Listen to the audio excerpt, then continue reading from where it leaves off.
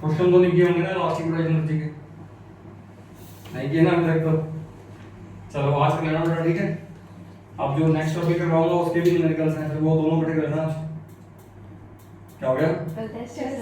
तो वो भी करना है, ये क्या बात हुई? थोड़ा थोड़ा इसका भी करो, थोड़ा थोड़ा उसका करो, है ना भाई? ये तो दोनों काम तो करने ही पड़ेंगे मेरे को। हाँ चलो सुनो, वैसे तो तुम क्या करोगे सर, आज तुम फिर कल टेस्ट वाला करोगे, फिर कल तुम कहोगे सर अब करने देखो कैसे टेस्ट है हमारा, हम वो करेंगे, फिर इसकी तुम्हारी कभी आएगी नहीं जाएगी।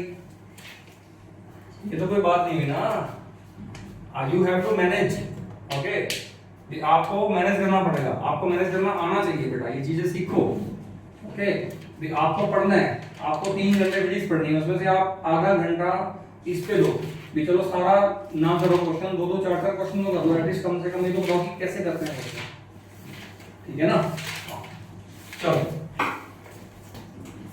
हमने पढ़ लिया इलास्टिक पोटेंशियल एनर्जी। अगला टॉपिक अपना आ रहा है, फटाफट लिखेंगे बेटा, सिंपल सिंपल सी बातें हैं। एक होती है मैकेनिकल एनर्जी,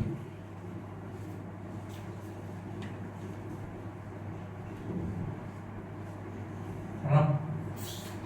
मैकेनिकल एनर्जी कौन सी होती है? सर थोड़ा सा it is the sum of kinetic and potential energy. चला दूं? Yes.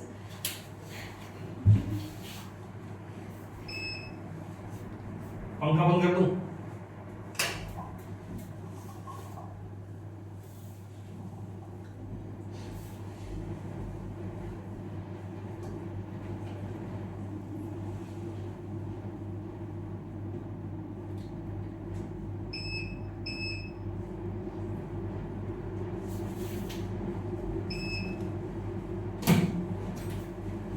Mechanical energy is the sum of kinetic energy and potential energy। एक बॉडी के पास वेलोसिटी भी हो और उस बॉडी के पास पोजीशन भी हो, हाइट भी हो। जैसे एरोप्लेन है, एरोप्लेन ऊपर उड़ रहा है तो ग्राउंड से उसकी पोजीशन भी तो है, हाइट भी तो है, तो पोटेंशियल एनर्जी भी है उसके पास, उड़ भी रहा है वो, वेलोसिटी भी है उसके पास, तो उसके पास के भी है। इसका मतलब उसके पास कौन सी एनर्जी है? मैकेनिकल एनर्जी है, ठीक है बेटा, सिंपल सी बात है। अच्छा एक टॉपिक आता है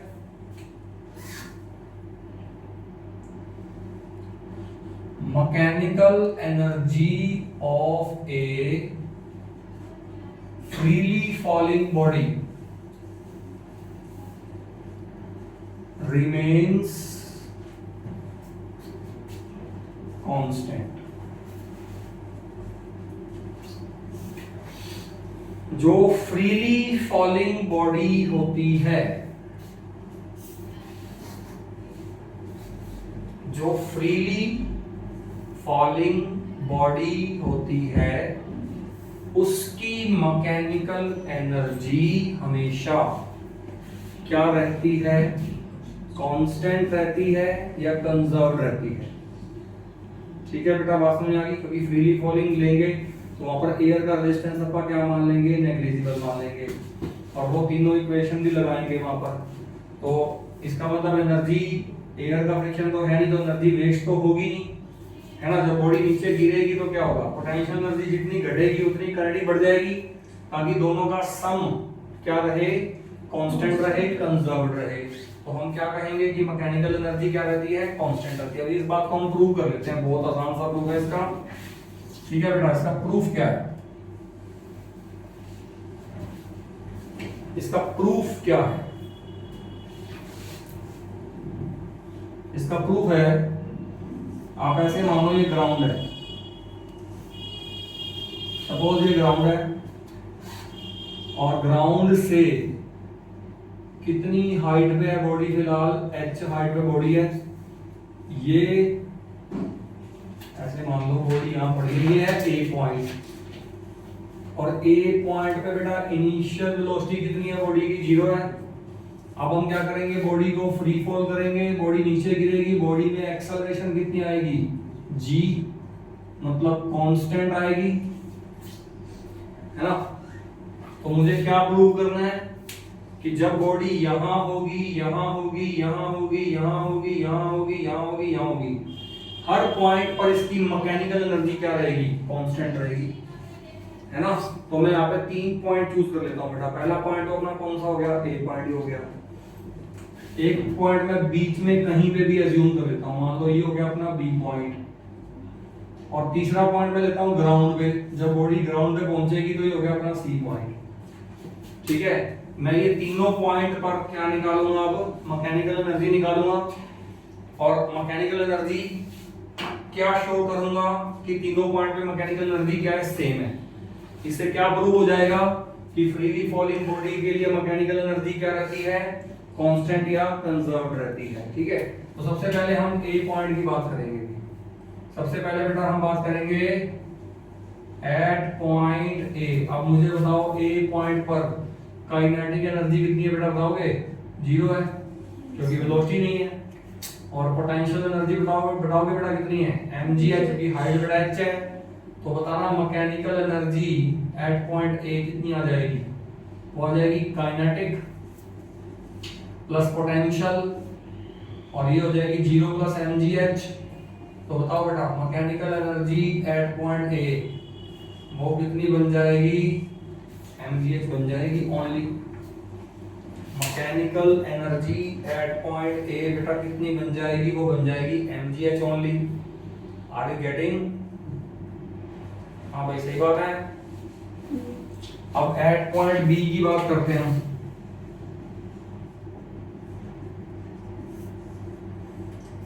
एट पॉइंट बी आप बताओ, जब बॉडी बी पॉइंट से गुजरेगी तो क्या इसके पास वेलोसिटी है, कुछ है ना, बिल्कुल। वो वेलोसिटी मैंने मान ली कितनी है, vb, और मैंने ये मान लिया कि बॉडी ए से जब बी आई है तो कितना नीचे आई है, x नीचे आई है। तो इसका मतलब बॉडी की हाइट फ्रॉम द ग्राउंड कितनी बच गई, h माइनस x बच गई। अब मुझे बताओ जब बॉडी बी पॉइंट पे है तो काइनेटिक एनर्जी कितनी है बॉडी के पास, half m vb square. Body के पास काइनेटिक एनर्जी बेटा कितनी है, हाफ m vb स्क्वायर। और बेटा बॉडी के पास पोटेंशियल एनर्जी कितनी है, mg h माइनस x। सही बात है। इन दोनों को सम करो, mechanical energy at point B, mechanical energy at point B, mechanical energy at point B बताओ कितनी आ जाएगी, वो आ जाएगी, दोनों सम करो, half m vb square plus mg h minus x। क्या आगे सॉल्व होता है, आगे तो सॉल्व नहीं होता है। लेकिन मुझे क्या प्रूव करना था, मुझे तो ये प्रूव करना था कि ए पर जितनी मैकेनिकल एनर्जी थी उतनी ही मैकेनिकल एनर्जी कहां पर होनी चाहिए, बी पे होनी चाहिए। तो क्या ए वाली और बी वाली सेम तो नहीं आ रही फिलहाल। अब वो सेम लाने के लिए क्या करना पड़ेगा, मुझे vb निकालना पड़ेगा। बताओ बेटा, क्या ए से लेकर बी तक के मोशन के लिए आपको डिस्प्लेसमेंट x मान लो, इनिशियल वेलोसिटी 0 मान लो, एक्सेलरेशन g मान लो, vb निकालने के लिए फॉर्मूला बताओ कौन सा लगाओगे, v square minus u square बराबर 2as लगाओगे। अगर मैं इसको इक्वेशन नंबर 1 बोल दूं तो v बन जाएगा vb स्क्वायर माइनस u, 0 का स्क्वायर सामने आएगा 2gs, कितना हो जाएगा x।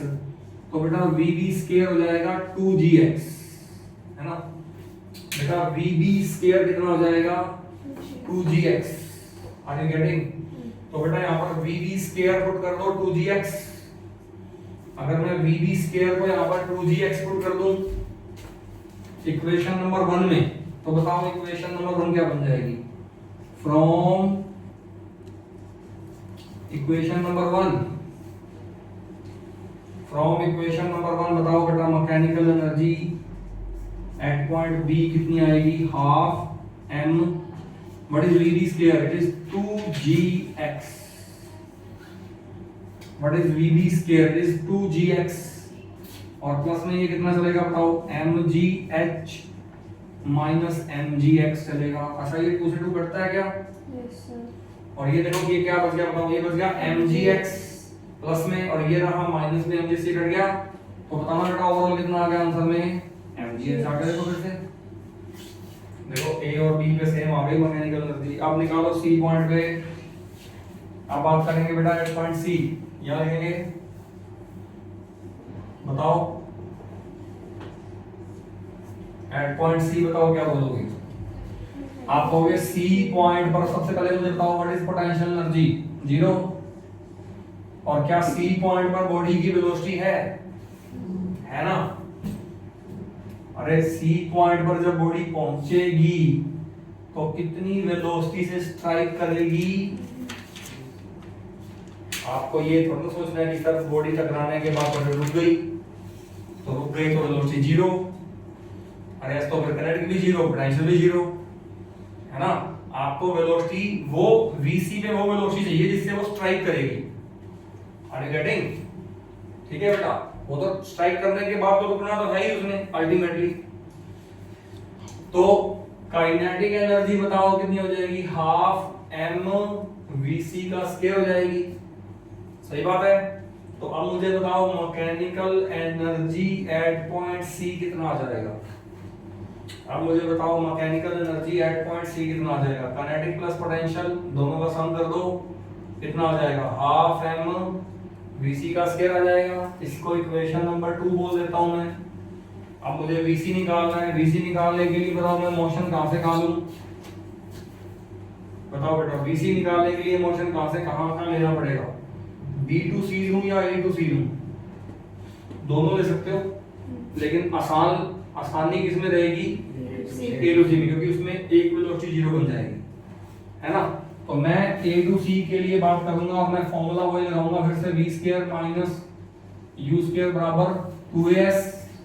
अब मुझे पता है v कौन है, vc का स्क्वायर माइनस u कौन है, 0 का स्क्वायर बराबर 2, a हो गया g और s कितना हो गया h, तो vc का स्क्वायर हो गया 2gh। अब मुझे बताओ फ्रॉम इक्वेशन नंबर 2 बताओ क्या आ गया, mechanical energy at point C, बताओ क्या आ गया बेटा, हाफ एम vc का स्क्वायर कितना हो गया 2gh, 2 से 2 कट गया, तो ये हो गया बेटा mgh,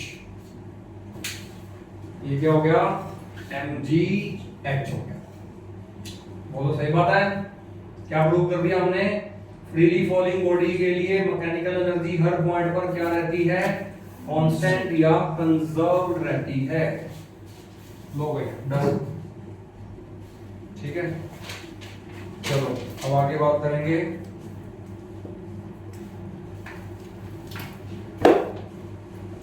ये हो गया बेटा मैकेनिकल एनर्जी कंजर्वेशन।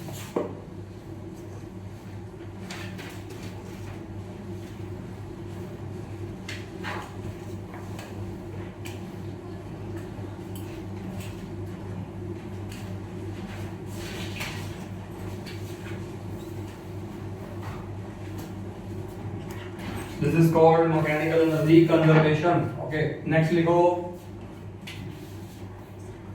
एक टॉपिक आ रहा है बेटा, आइंस्टीन्स मास एनर्जी रिलेशन, ठीक है भाई, ये बहुत इंपॉर्टेंट टॉपिक है, इसको ध्यान से सुनना है आपने। टॉपिक क्या हो रहा है, आइंस्टीन्स मास एनर्जी रिलेशन, सुना होगा पहले आपने, क्या रिलेशन होता है बताओगे, E बराबर क्या होता है mc स्क्वायर, बेसिकली आप इसको डेल्टा m बोलो यहाँ पर। E बराबर बेटा रिलेशन क्या होता है पता है आपको, यस सर। mc स्क्वायर की बजाय आप इसको delta m into C square बोलो, ये डेल्टा एम कौन सा मास है? ये वो मास है जो किस में कन्वर्ट हुआ? एनर्जी में कन्वर्ट हुआ। डेल्टा एम बेटा कौन सा मास है? इसको डेल्टा एम को एक नाम से बुलाते हैं, इसको बोलते हैं mass defect. It is called mass defect. ये वो मास है जो किस में कन्वर्ट हो गया? एनर्जी में। क्योंकि आइंस्टीन ने यही तो कहा था, क्या कहा था आइंस्टीन ने? कि मास एनर्जी में कन्वर्ट होता है और एनर्जी मास में कन्वर्ट होती है। तो ये वो मास है जो किसी भी प्रोसेस में एनर्जी की फॉर्म में क्या हो जाएगा? डिसअपीयर हो जाएगा। ठीक है बेटा, बात में आ गई? जैसे मैं आपको ना एग्जांपल देकर समझाता हूं। मान लो आप कोई भी रिएक्शन पढ़ते हो, जैसे केमिस्ट्री में आप रिएक्शन पढ़ते हो बहुत सारी। केमिस्ट्री में एक रिएक्शन थी, A प्लस बी रिएक्ट किए और साथ में क्या निकल गए? C और D निकल गए, और प्लस में क्या निकल गई? एनर्जी। सही बात है। अब इस रिएक्शन में जो एनर्जी निकली है वो कहां से निकली है? पता है? वो मास से निकली है। आइंस्टीन कहता है जो रिएक्शन में एनर्जी निकल जाती है ना, ये कहां से निकल जाती है? ये मास से निकल जाती है। आप मुझे बताओ, क्या इन दोनों के मास का सम और इन दोनों के मास का सम बराबर आएगा? क्या रिएक्शन में इन दोनों के मास का सम और इन दोनों के मास का सम क्या बराबर आएगा? बोलो। आप क्या कह सकते हो? Mass of A plus mass of B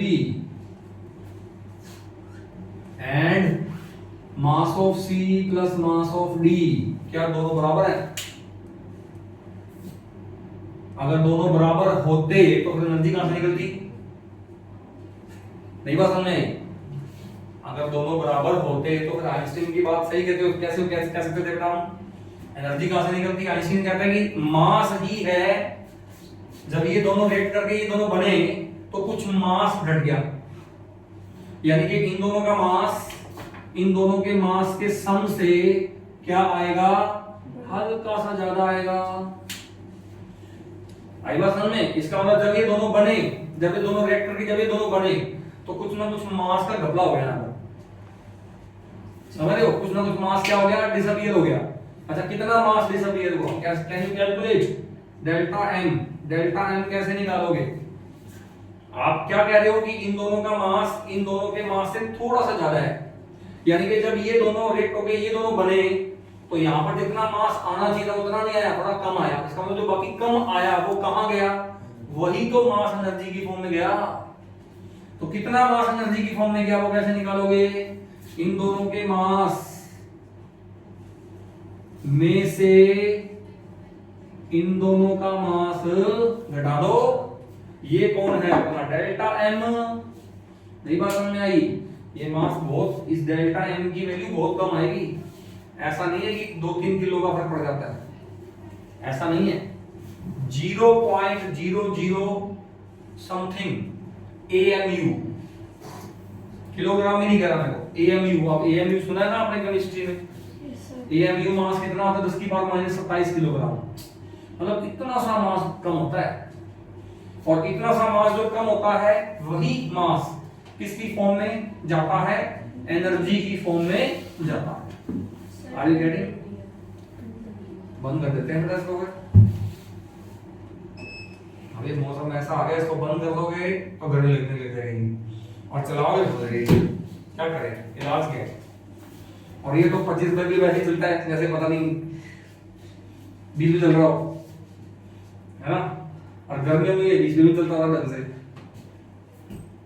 delta M, बोलो, ये क्लियर हो गया? ये मास इस मास से हल्का सा ज्यादा है, तो जितना ज्यादा है वही हमारा डेल्टा एम है। और डेल्टा एम को क्या करेंगे? सी स्क्वायर से मल्टीप्लाई करके क्या निकाल लेंगे? ये जो एनर्जी निकली है वो एनर्जी निकाल लेंगे। Are you getting what I am saying? मैं अभी क्वेश्चन करूंगा, उस क्वेश्चन के अंदर यही चीज करने वाला हूं मैं, सेम टू सेम। आपको एक रिएक्शन गिवन होगी, आपको ऐसे बोलेगा ये यूरेनियम है, ये यूरेनियम के ऊपर क्या गिरा दिया? न्यूट्रॉन। तो उससे यूरेनियम अनस्टेबल था, वो टूट गया, उससे क्या बना, बेरियम बना, क्रिप्टॉन बना, साथ में 3 नए न्यूट्रॉन और बने और साथ में एनर्जी निकली। और जो एनर्जी निकली वो बताओ कितनी निकली, तो वो कैसे निकाला जाएगा बताओ। यहाँ यूरेनियम का मास वो क्वेश्चन में देगा आपको, न्यूट्रॉन का मास क्वेश्चन में देगा आपको, दोनों का मास जोड़ देंगे। यहाँ बेरियम का मास क्वेश्चन में देगा, क्रिप्टॉन का मास क्वेश्चन में देगा, न्यूट्रॉन का मास, यहाँ पे 3 नए न्यूट्रॉन निकले तो 1 का मास देगा तो 3 से गुणा कर दूंगा, तीनों यहाँ पे सबका मास जोड़ दूंगा, यहाँ पे सबका मास जोड़ दूंगा। ये वाला मास इस मास से हल्का सा क्या आएगा, ज्यादा आएगा, तो डेल्टा एम निकालूंगा, उस डेल्टा एम को सी स्क्वायर से गुणा करके क्या निकालूंगा, जो एनर्जी निकली है वो निकालूंगा। अभी क्वेश्चन करवाऊंगा बेटा मैं आपको, सेम कुछ बुक में गिवन है, आर यू गेटिंग और नॉट। बट वो क्वेश्चन करवाने से पहले यहाँ पर मुझे एक दो टॉपिक और पढ़ाने हैं आपको, क्योंकि उन टॉपिक्स का उन क्वेश्चंस को सॉल्व करने में यूज है। बात समझ आ गई बेटा। चलो पहले बताओ, ये तो कंसेप्ट तो समझ आ गया बेटा, आसान सा कंसेप्ट है, इसमें कुछ है ही मुश्किल ही नहीं है बिल्कुल भी। ओके चलो अब हम आगे बात करेंगे। एक अभी मैंने बोला था एएमयू, एएमयू की फुल फॉर्म क्या होती है, एटॉमिक मास यूनिट। एएमयू की बेटा फुल फॉर्म क्या होती है, एटॉमिक मास यूनिट। और what is the definition of atomic mass unit, बताओ केमिस्ट्री में तुमने क्या पढ़ा होगा। 1 AMU is equal to what, 1 AMU is equal to 1/12 of the mass of one atom of carbon 12 element. Are you getting? Yes, sir. Carbon 12 element के एक atom के मास का 12वां हिस्सा जो मास है, that is called 1 AMU. So what is 1 AMU? It is defined as a 1/12 into mass of one atom of C12 element. So can you calculate the mass of one atom of C12 element? क्या carbon 12 element के एक atom का मास निकाल सकते हो, वो निकाल सकते हो मोल कंसेप्ट से। अब मोल कंसेप्ट भी पढ़ा हुआ तुम लोगों ने केमिस्ट्री में, बताओ क्या पढ़ा था मोल कंसेप्ट में आपने। आपको पता है कार्बन 12, कार्बन 12 का मतलब 12 ग्राम कार्बन में कितने एटम है, एवोगैड्रो नंबर ऑफ एटम है ना। एवोगैड्रो नंबर ऑफ एटम कितने होते हैं बेटा, 6.023 10 to power 23 एटम्स का मास कितना है, 12 ग्राम है, सही बात है। तो बेटा एक एटम का मास कितना हो जाएगा, 12/6.023 10 to power 23, ये तो ग्राम में आएगा मास। अब ग्राम के किलोग्राम कैसे बनाओगे, 10 की पावर -3 किलोग्राम बन जाएंगे। ये एक एटम का मास आ गया किलोग्राम में। अब इस मास को यहां पुट करूंगा तो 1 AMU की वैल्यू आ जाएगी।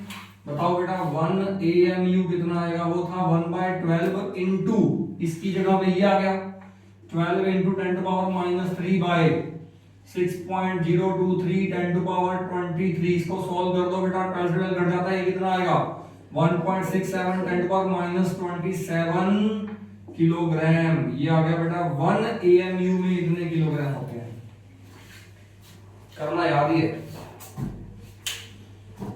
बोलो सही बात है, ठीक है। चलो इसके बाद एक और टॉपिक आ रहा है, एनर्जी के यूनिट्स क्या होते हैं बेटा, पता है आपको एनर्जी के यूनिट्स क्या होते हैं, जूल।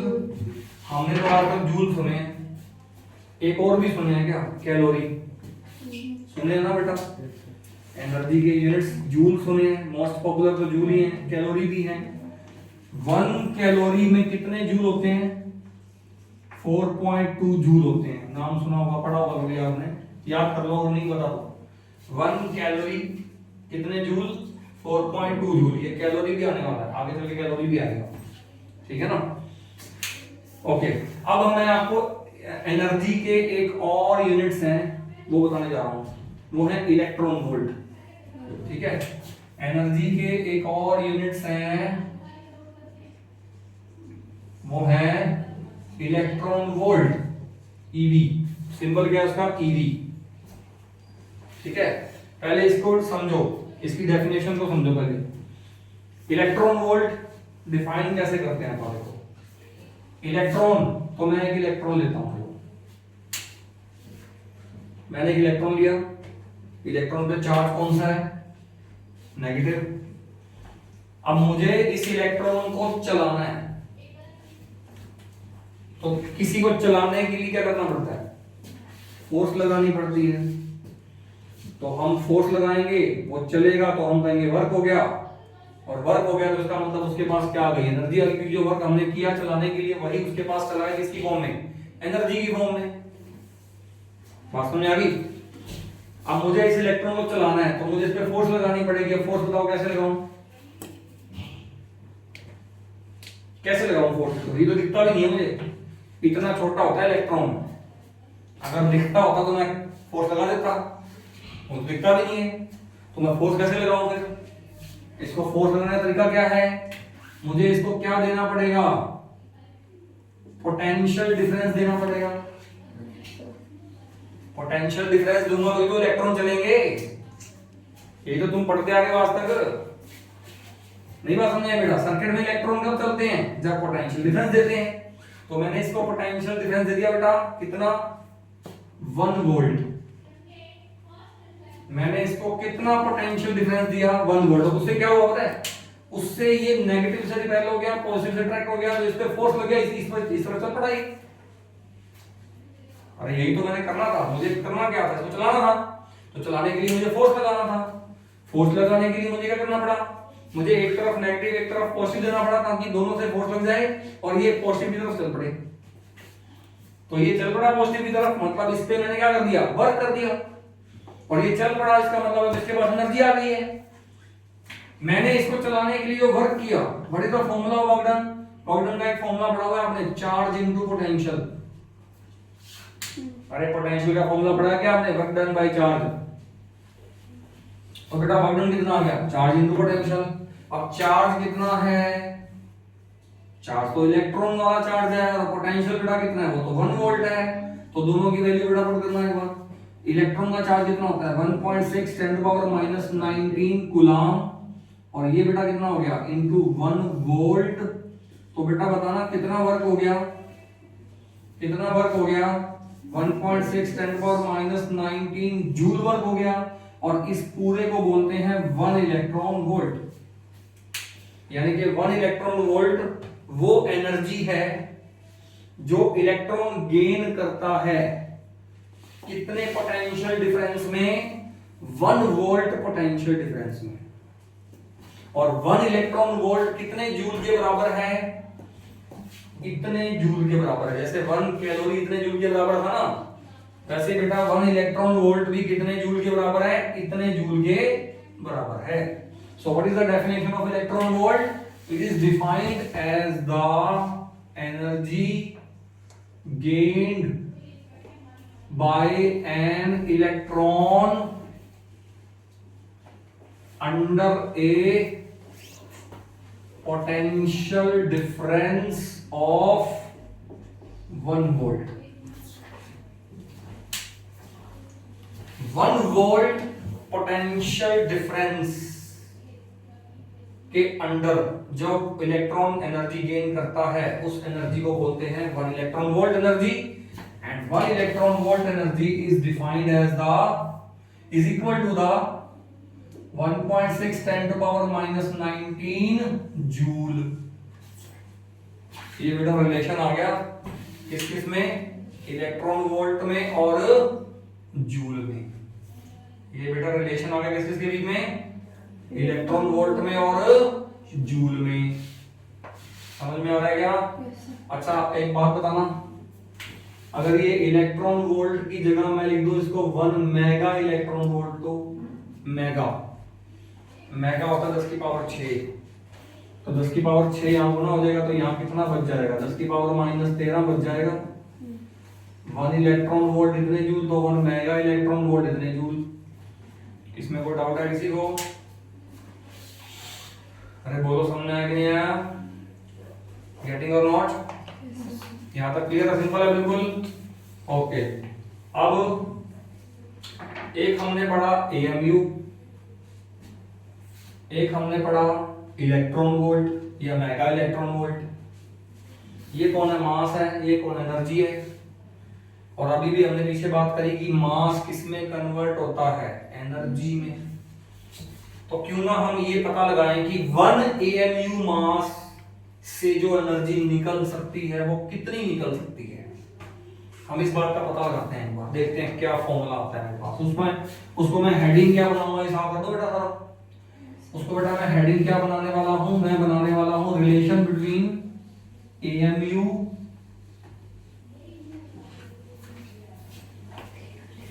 मैं हेडिंग ऊपर क्या बनाने वाला हूं? मैं हेडिंग ऊपर क्या बनाने वाला हूं? रिलेशन बिटवीन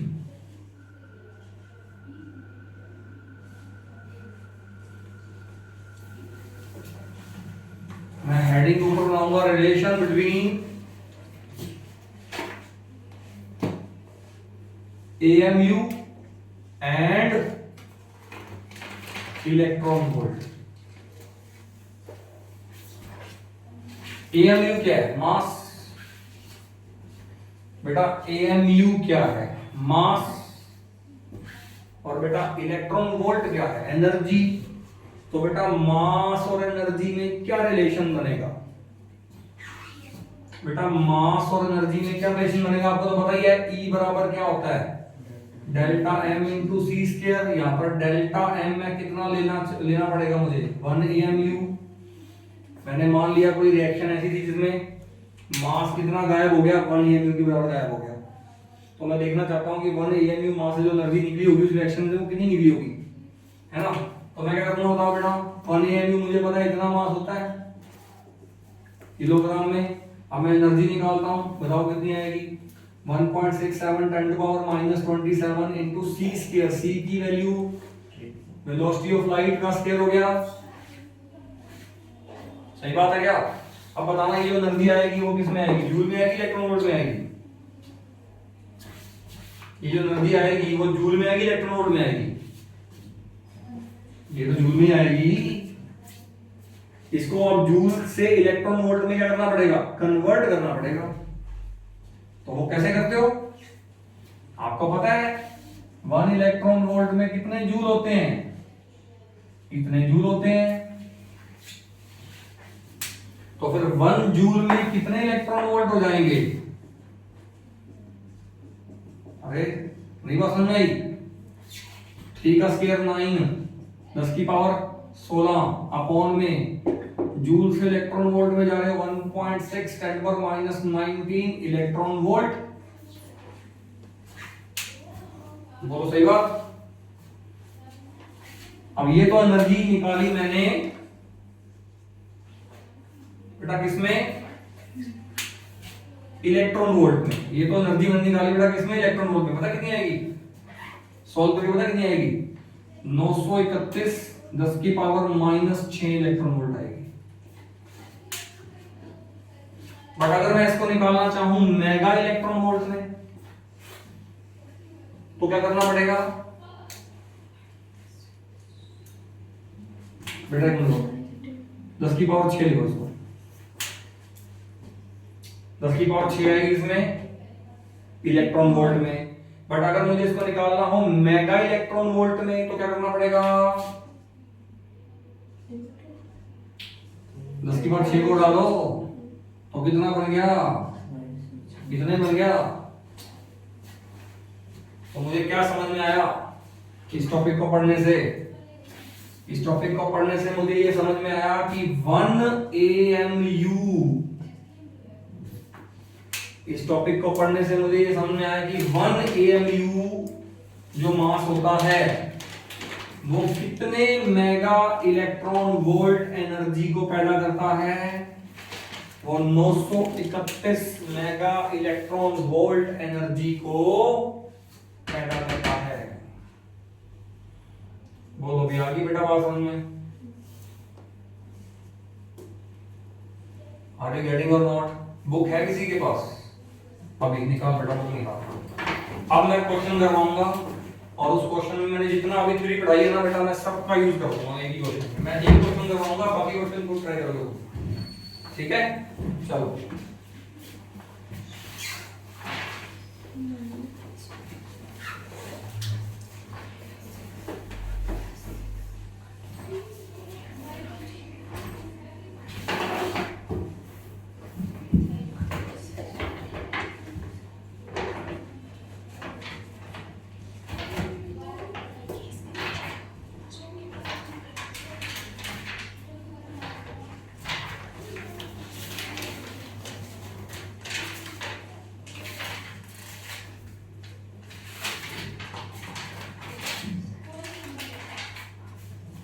ये रहा बेटा क्वेश्चन।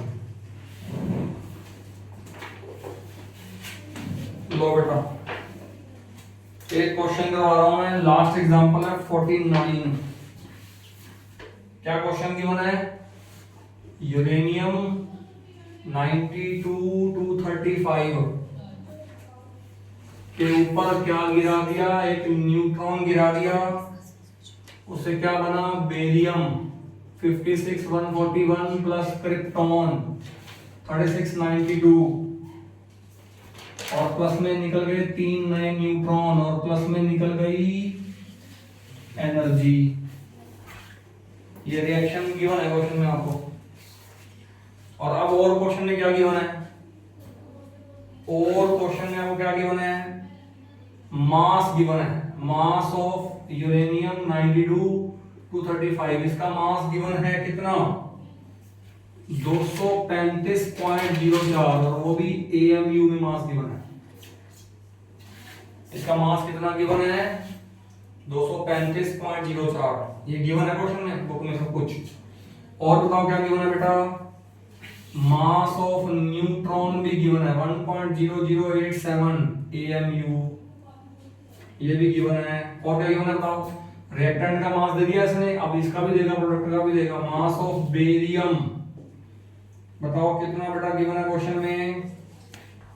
140.91 AMU। क्रिप्टॉन का मास कितना गिवन है क्वेश्चन में? 91.926 AMU। ये लो, ये चारों मास गिवन है, और सारे के सारे मास गिवन किसमें है? AMU में। और क्या पूछता है क्वेश्चन में? कहता calculate energy in mega electron volt. कहता जो एनर्जी निकली है ना वो निकालो, और निकालनी भी किसमें है? जूल में नहीं निकालनी, कहता किसमें निकालनी है? मेगा इलेक्ट्रॉन वोल्ट में निकालनी है, ठीक है? तो करें स्टार्ट। सबसे पहले मेरे को बताओ डेल्टा M कैसे निकालोगे?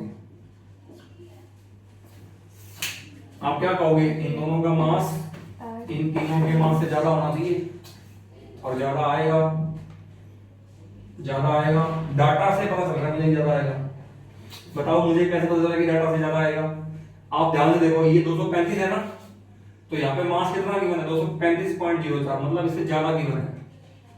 पर ये कितना है? 141। पर यहाँ देखो कितना गिवन है? 140.91। 140 से कम गिवन हो गया? नहीं बात समझ में आई?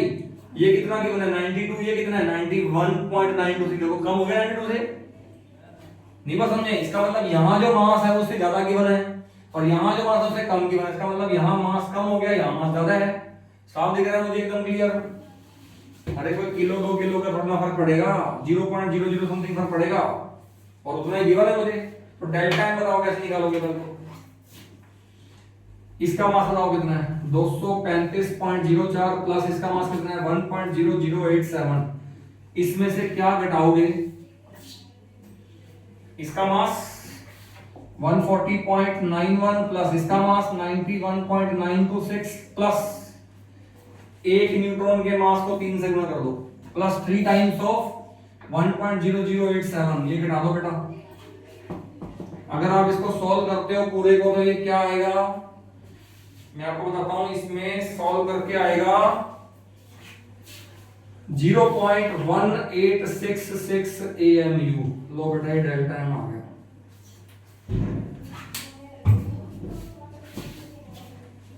अब क्या करोगे इसके बाद? आपको डेल्टा एम पता चल गया। अब आपको क्या निकालना है? एनर्जी, वो भी किसमें? मेगा इलेक्ट्रॉन वोल्ट में। तो एनर्जी कैसे निकालोगे? Delta M into C square लगाऊंगा मैं। उससे पहले मुझे ये एएमयू किलोग्राम में ले जाना पड़ेगा। तो एएमयू किलोग्राम में तो ले जाओ, बड़ा आसान है। 0.1866 10 to power into 1.67 10 to minus 27 kilogram. ये डेल्टा एम आ गया किलोग्राम में। अब मुझे पता है एनर्जी बराबर क्या होता है? Delta M into C square. अरे होता है क्या? Yes sir. बताओ डेल्टा एम कितना है? 0.1866 into 1.67 10 to power minus 27 into C square कितना आएगा? 3 10 टू पावर 8 का स्क्वायर। अब बताना ये जो एनर्जी आएगी ये जूल में आएगी, मेगा इलेक्ट्रॉन वोल्ट में आएगी? ये तो जूल में आएगी, पर मुझे तो मेगा इलेक्ट्रॉन वोल्ट में निकाली थी। तो क्या करना पड़ेगा? इसको डिवाइड करना पड़ेगा। किससे? किससे? 1.6 10 टू पावर माइनस 13 से कर दूं सीधा। अगर माइनस 19 से करूंगा तो इलेक्ट्रॉन वोल्ट में आएगा आंसर। माइनस 13 से करूंगा तो सीधा आंसर किसमें आएगा? मेगा इलेक्ट्रॉन वोल्ट में आएगा। लो बेटा, ये आंसर बनेगा इसका। नहीं बात समझ में आएगी? Yes sir.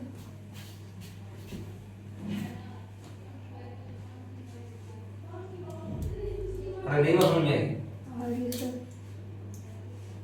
क्या इसको एक और तरीके से भी कर सकते थे? मैंने अभी तुमको पीछे रिलेशन बताया था कि 1 AMU में कितने मेगा इलेक्ट्रॉन वोल्ट होते हैं? 931। तो ये इतना बड़ा क्यों कर रहे हो? सीधा निकाल दो। आपको पता है डेल्टा एम बराबर कितने AMU आ गया? 0.1866 AMU आ गया। और मुझे पता है 1 AMU में कितने मेगा इलेक्ट्रॉन वोल्ट है? 931 है। तो क्या मैं सीधा एनर्जी नहीं निकाल सकता क्या? मैं सीधा बोलूंगा 0.1866 इंटू 931 मेगा इलेक्ट्रॉन वोल्ट। लो बेटा, इतना बड़ा क्यों कर रहे हो? इतना यही कर लो। अरे नहीं बात समझ में आई क्या? अरे तो ये रिलेशन बड़ा था अपने।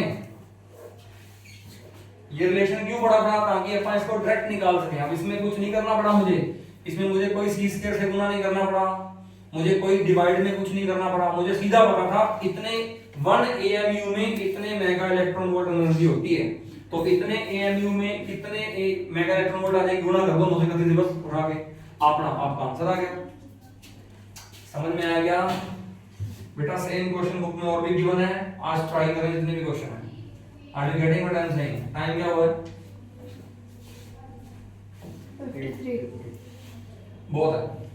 फिर मैं नेक्स्ट टॉपिक करा दूंगा, उसके लिए क्वेश्चन है पावर, है ना? तो क्वेश्चन तो आपको पता है आएंगे आएंगे। कल आपका टेस्ट है, ठीक है ना? तुम्हारा तो बेटा वेडनेसडे को है। तो तुम तो आज क्वेश्चन कर लेना सारे जितने भी पुराने भी। तुम पुराने जितने भी क्वेश्चन है और इसके क्वेश्चन सारे कर लेना आज। और कल डाउट ले लेना अपने, कोई भी हो तुम्हारे, ठीक है? शाम को कल तो वही टाइम पे क्लास होगी इवनिंग में, ठीक है? 6:10 to 7:10। ओके चलो ठीक है। Okay enough for